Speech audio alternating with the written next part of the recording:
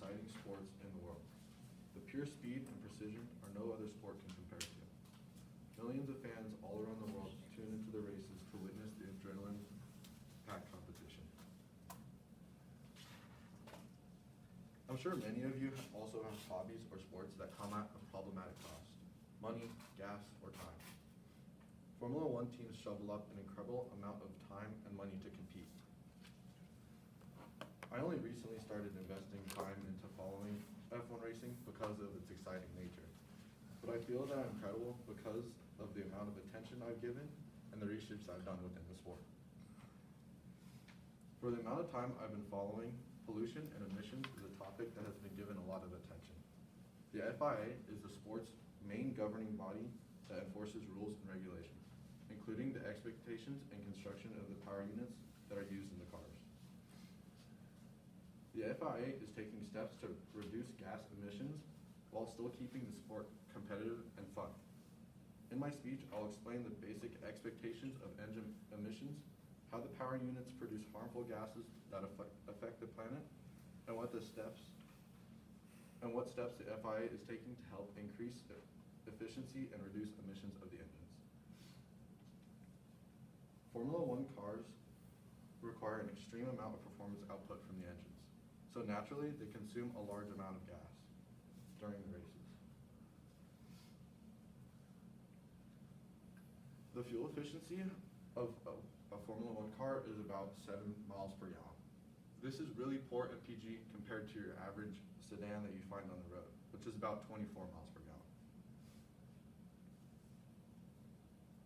Thermal efficiency is the percentage of heat energy that is transferred into work. So it is crucial that the power unit manufacturers produce an engine with both high thermal and fuel efficiency.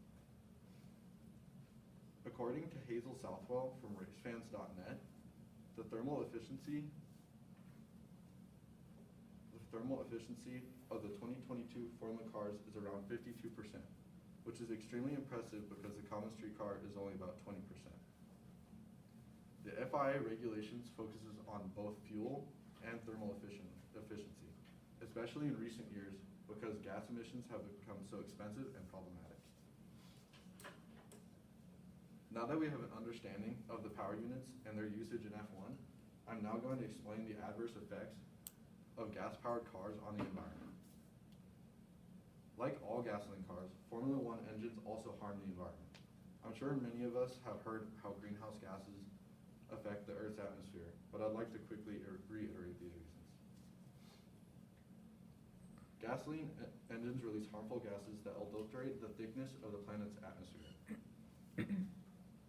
CO2 and methane cloud the Earth's atmosphere, making it difficult for solar radiation to escape the atmosphere. That's seen on the right side there. The goal now is to help reduce pollution created by the F1 cars specifically because they consume so much gas. Now that we have an understanding of the power units, their usage in F1, and how they affect the environment, I'm now going to explain the recent advancements of the units to help increase the overall efficiency. In recent years, FIA and the power unit manufacturers have made a point of emphasis to increase the efficiency of the fuel usage in the cars. Ann Duxbury from Autosport.com writes, F1 regulations have made a massive push towards fuel efficiency in recent years.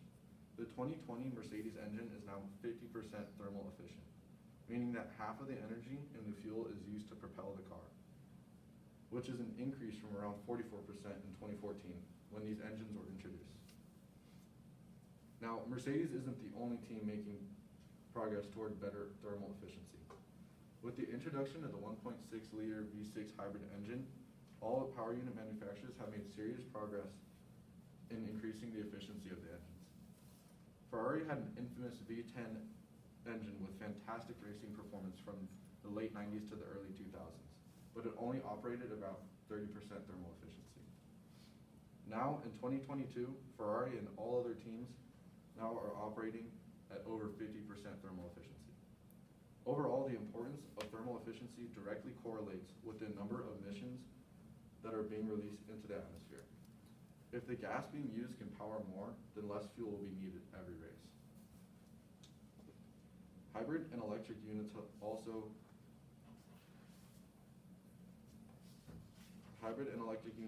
helped reduce gas emissions in recent years. In 2014, the hybrid era began. Engines would now use batteries to help power the cars. As mentioned before, the new V6 hybrid was the key to increasing the efficiency of the F1 car. It allowed for another component other than a gasoline power unit to propel the cars forward to their fastest possible speed.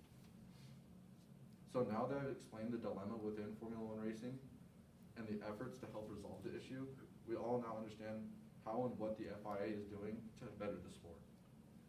Engine production has come a long way in regards to gas emissions and the efficient usage of fuel. Regardless of all these regulations, Formula One racing is still one of the most exciting sports to watch in the world. Leaving you all with this speech, I hope everyone here one day enjoys F1 as I do. Thank you.